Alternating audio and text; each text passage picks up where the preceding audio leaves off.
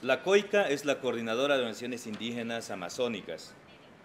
Estamos en un territorio de 10.268.471.000 kilómetros cuadrados de Amazonía, bosque, con una presencia de 390 pueblos étnicos con diferentes culturas y lenguas, con más de 60 pueblos no contactados, como llaman los antropólogos, sin civilización.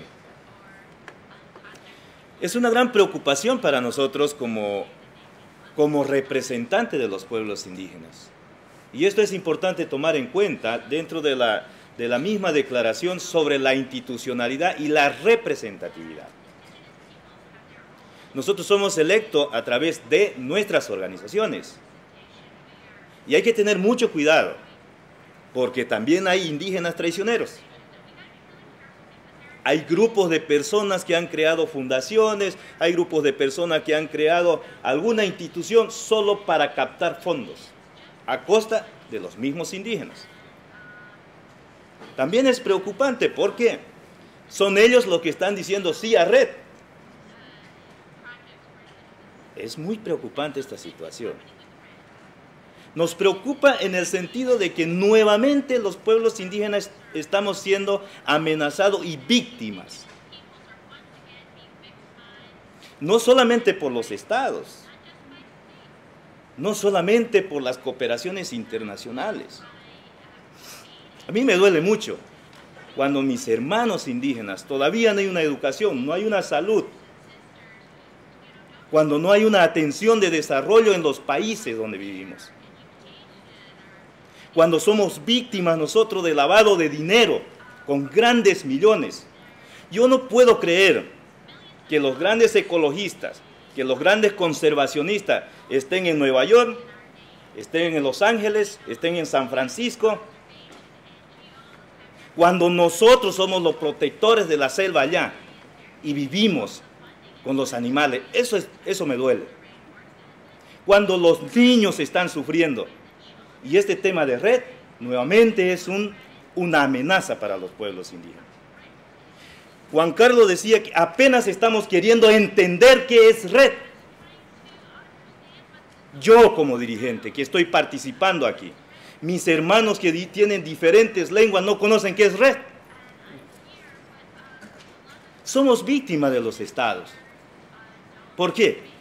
Porque los estados firman acuerdos, convenios, leyes, y recién cuando firman todo esto van a hacer la consulta a los pueblos indígenas. Antes de firmar los convenios, antes de hacer las declaraciones, deben hacer la consulta, no después. Esto es preocupante. Entonces, yo quiero llamar a la reflexión y pensemos, ¿qué es RED para los pueblos indígenas? El mecanismo de RED está diseñado ¿para quiénes? Para gobiernos, para la cooperación internacional, sin la participación de los pueblos indígenas. Entonces, ¿cómo es que nosotros estamos aceptando el tema de RED? No nos dejemos sorprender. Y quiero convocar a todos los aliados o todos los que respetan los derechos de los pueblos indígenas a sumarse a una causa justa y no aprovecharse de los pueblos indígenas para captar fondos.